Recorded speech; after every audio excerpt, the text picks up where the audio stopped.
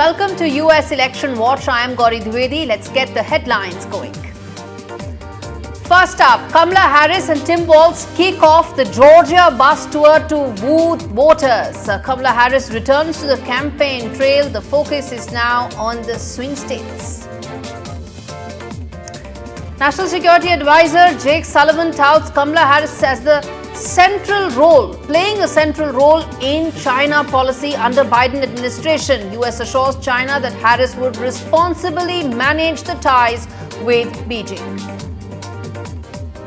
Donald Trump to focus on economy manufacturing in Michigan rally. Donald Trump and Tulsi Gabbard to hold first joint town hall in Wisconsin. Democrat vice presidential nominee JD Vance blasts Harris. Republican candidate JD Vance blasts Harris over US's Afghanistan withdrawal. Vance talks about Middle East policy in the Wisconsin rally.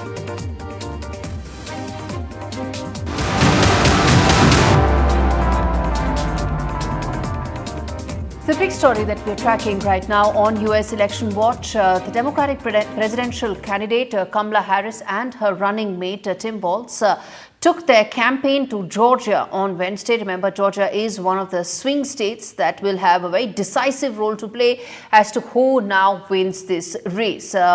Georgia, which Democrats narrowly secured in 2020, could be pivotal in this year's election. Their visit focused on energizing young voters.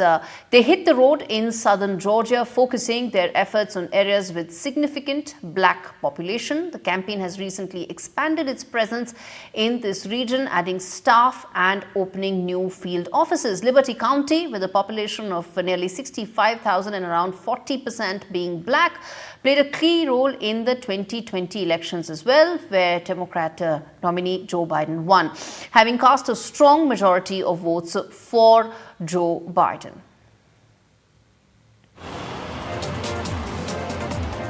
This is no ordinary campaign bus. This armored vehicle, driven by US Secret Service agents, is part of Kamala Harris's bus tour through Georgia, a crucial swing state that the Democrats are keeping a close eye on. It can be recalled that President Joe Biden had won the critical battleground by a thin margin 4 years ago when he defeated former President Donald Trump. On a visit to a school, Harris exclaimed a group of excited children that the country is counting on them. Our country is counting on you. All of you. You are leaders. By the very fact that you all are here in this room, doing what you do at this incredible school, doing it as one big team, understanding all of the different parts that fit together to create a team. Georgia is located in southeastern United States and has one of the largest proportions of black residents. A third of the state's population is African American. Kamala Harris's campaign is hoping to woo these voters. According to reports, the Harris campaign is trying to make inroads in GOP strongholds and to use smaller settings to display a softer side of the ticket. Campaign officials have argued that in order to beat Trump in the state, a lot more is needed than Atlanta and the suburbs that delivered for Joe Biden in 2020. The strategy is to attract Republican Party-leaning voters through informal interactions. In a boost to her campaign, the latest Fox News poll shows Harris edging Trump in Georgia 50% to 48%. Meanwhile, experts say that the Indian American community is set to play a crucial role in Georgia, as it is the largest Asian group in the state. In a close race, Indian Americans can make a big difference. Biden had won Georgia by a margin of just 12,000 votes last time. Kamala, who is Indian American, will keep one eye on the group, as a 2024 survey found that 55% of Indian Americans identify as Democrat and 25% as Republicans. However, the number of Indian Americans identifying as Republicans has been increasing since 2020. With Vishal Vivek, Bureau Report, NDTV World. All right, to discuss this in greater detail and to talk about one of these battleground states, which is Georgia, let's get in Farooq Mughal, who's a Georgia state representative, joining us live from Atlanta. We also have Ashwin Ramaswamy, who's running for the Georgia State Senate.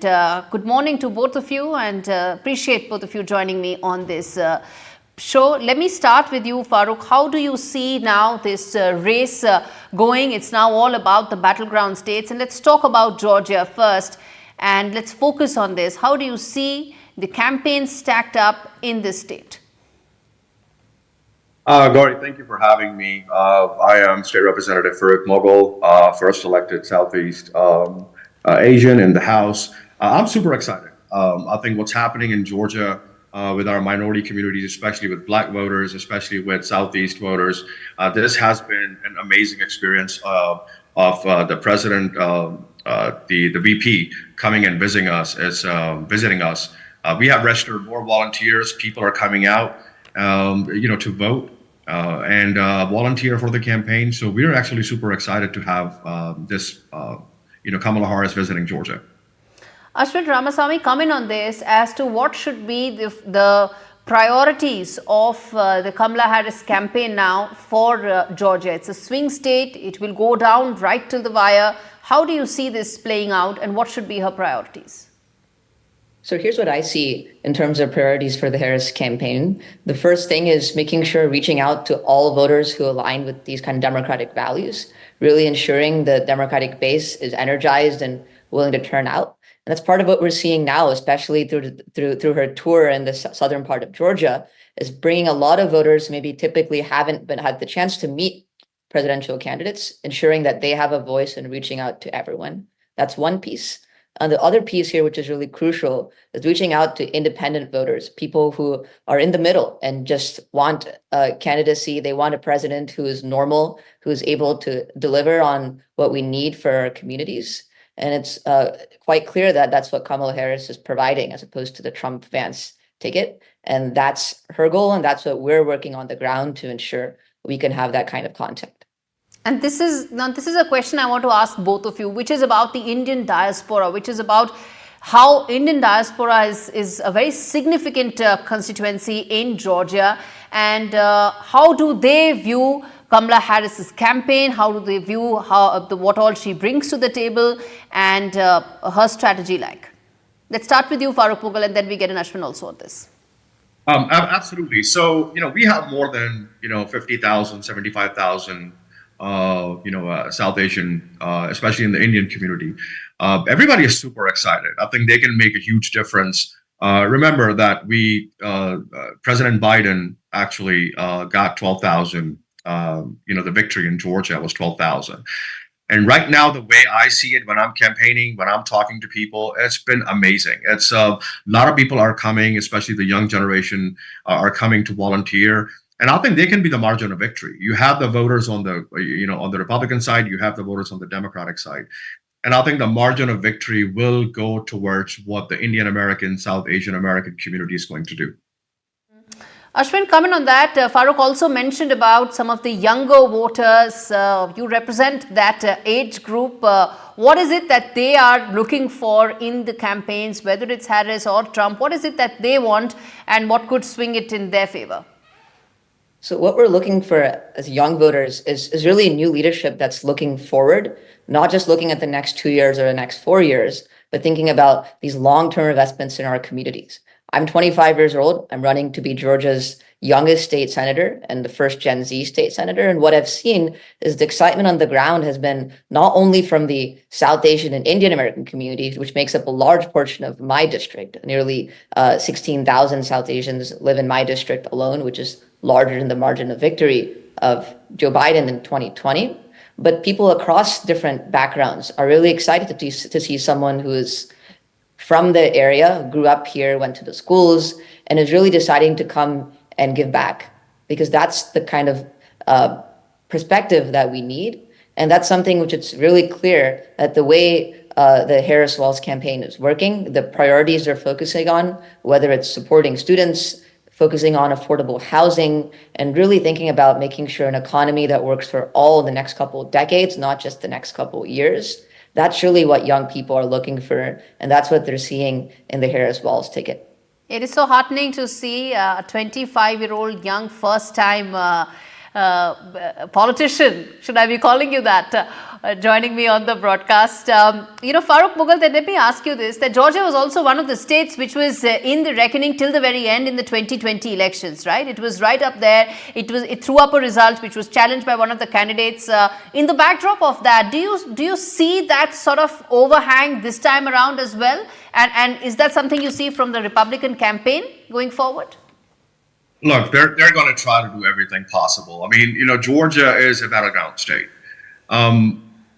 It's all about math, right? And so if you really see how critical the state and how critical is the South Asian, the Indian American vote for Kamala Harris is, I was actually looking at the numbers. And so if we, if Trump wins Pennsylvania, Nevada, Arizona, Wisconsin, and Kamala Harris wins Michigan and North Carolina, the numbers for the electoral votes is going to be 261.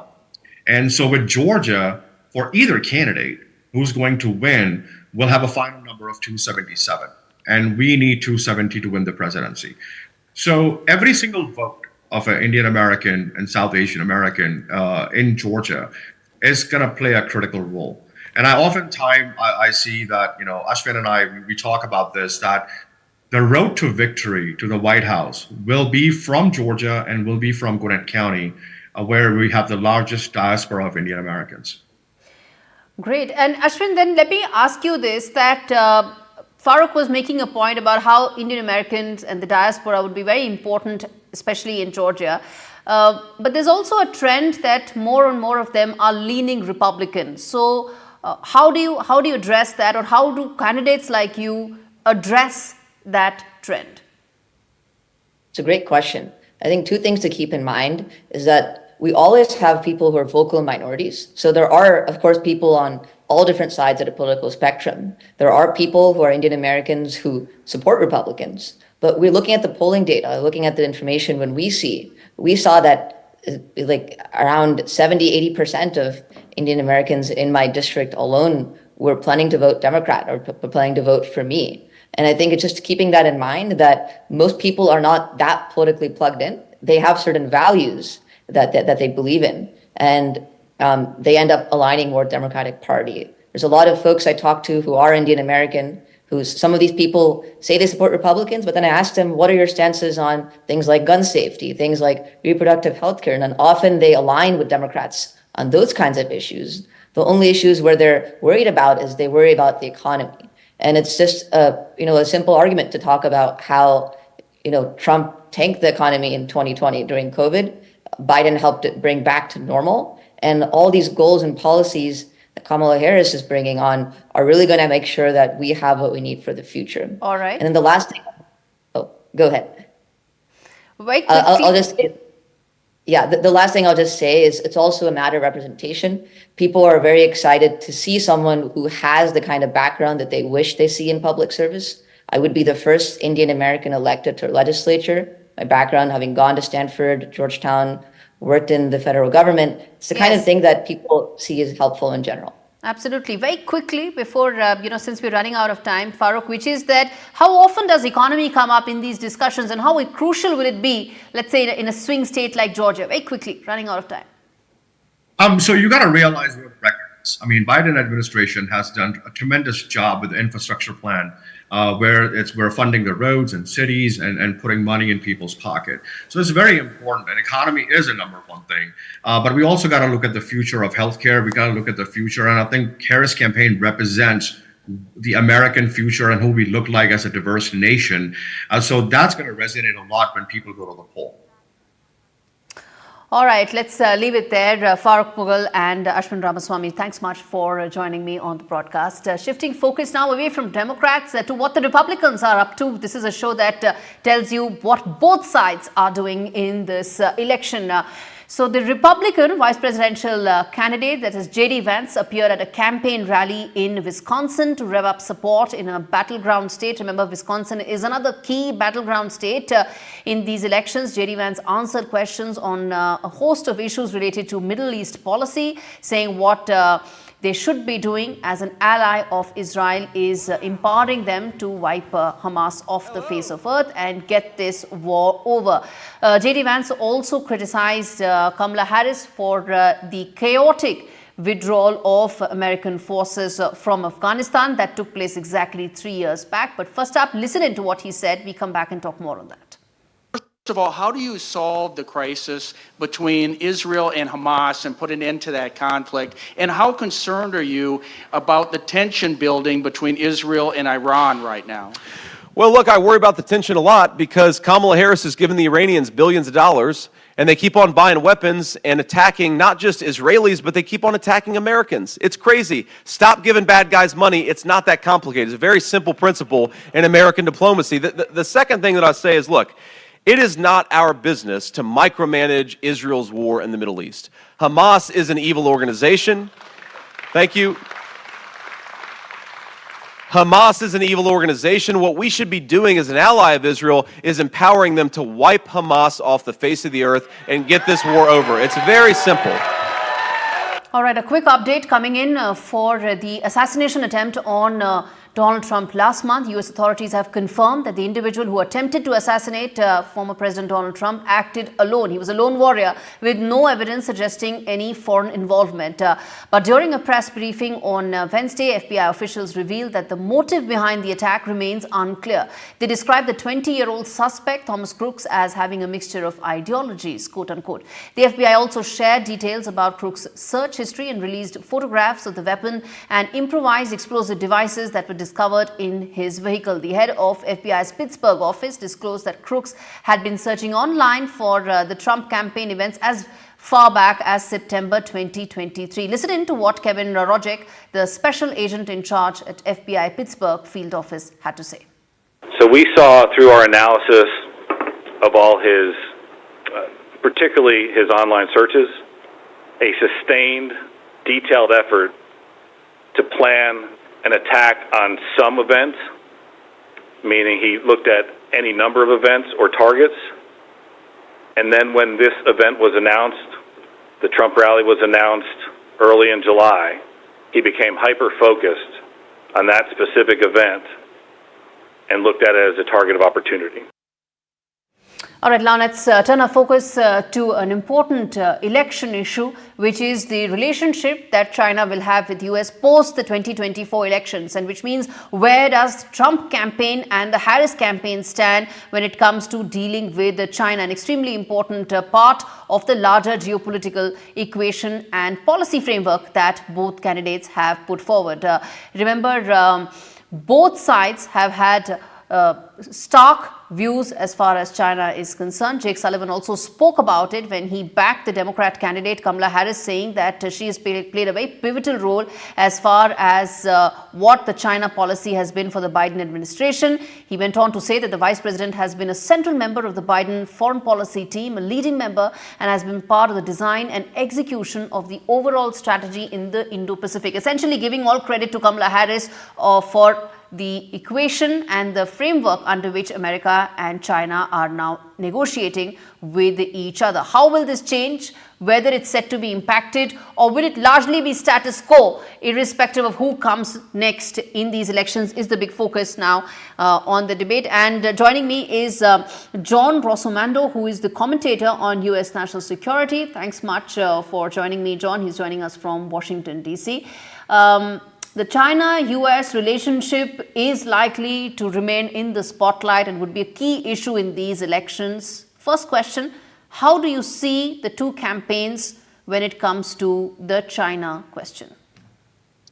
Well, I see that Kamala Harris has been part of an administration that has undermined the strong stance that the Trump administration had against China. It killed the China initiative aimed at stopping and preventing Chinese influence and espionage operations inside the United States. The Biden administration allowed a Chinese spy balloon to cross the country, collecting vital intelligence. And I think that, the Kamala Harris represents a continuation of the failed policies of the Biden administration. And I think that President Trump would return to a more sober and forthright approach to dealing with China.